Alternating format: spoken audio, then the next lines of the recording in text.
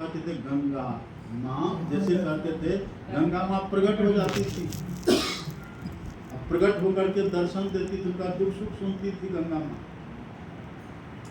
अब उन्हीं पितामह भीष्म का जब प्रारब्ध प्रकट हुआ है, कोई कर्म का फल आया जीवन में, अर्जुन ने उनके रग रग में बाण बिंध दिया। एक कांटा चुभता कितना दर्द होता है, उनको दर्द नहीं हुआ होगा? कल्पना करिए कितना कष्ट हुआ होगा। और 56वां दिन श्री कृष्ण भगवान गए उनके पास, और साथ में पांडव भी गए हैं। वहां जब भगवान गए तो पितामह भीष्म ने उनको प्रणाम किया है, मानसिक प्रणाम, मौन प्रणाम किया है। अब बड़े कष्ट में पितामह भीष्म ने भगवान से पूछा, केशव ये दुख हमको क्यों हो रहा है? ये बाण की सजा मुझे क्यों मिली? तब भगवान ने कहा था कि पितामह ये आपके अपने किए पाप कर्म का फल है। तो पितामह भीष्म ने कहा कि हमने इस जन्म में तो कोई पाप नहीं किया। भगवान ने कहा इस जन्म में आपसे कोई पाप नहीं हुआ है, पहले के जन्म में हुआ है। पितामह भीष्म ने कहा कि मैं इसके पहले के जन्म को भी जानता हूं, उसमें भी मैंने ऐसा कोई पाप नहीं किया था जिसे फल हमको भोगना पड़ा। तब भगवान ने कहा उससे भी पहले। तो पितामह भीष्म ने कहा कि केशव मैं अपने 100 जन्मों को देख रहा हूं, 100 जन्मों को, मैं अपने 100 जन्मों को देख रहा हूं, इतने में मैंने कोई पाप नहीं किया। तब भगवान ने कहा एक जन्म और आगे बढ़िए, का उधर मुझे दिखाई नहीं दे रहा है। भगवान ने कहा उधर मुझे दिखाई दे रहा है।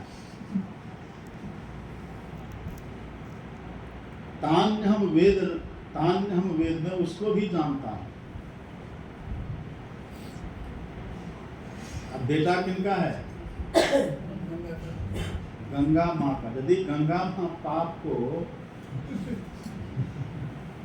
अपने एक लौटा है, उनको तो साफ ही कर देती, कहाँ की?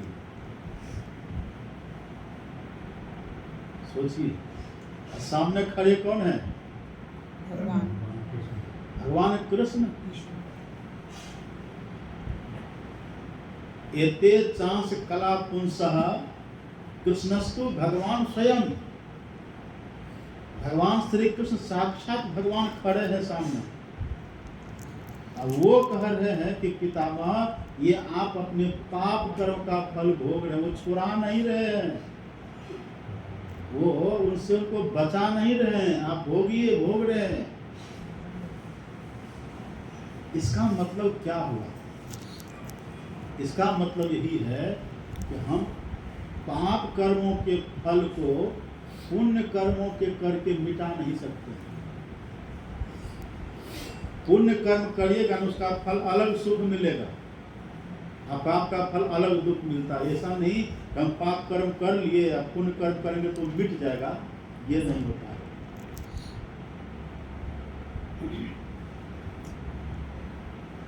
आप पढ़ेंगे उपनिषद को। उपनिषद में एक उपनिषद है ध्यान बिंदु उपनिषद। उस उपनिषद में लिखा हुआ है यदि शैल समम पापम विस्तीर्ण बहुयोजना विद्यते ध्यान योगेन नान्यो भेद कदाचन। ये बड़ी बात है, नान्यो भेद कदाचन। ऋषि कहते हैं पाप कर्म को नष्ट करने के लिए ध्यान को छोड़कर दूसरा कोई उपाय नहीं है। नान्यो भेद, ये सूत्र है, यही सूत्र है। यदि हम पाप को मिटाना चाहते हैं ना, तो ध्यान को छोड़ करके दूसरा कोई उपाय नहीं है।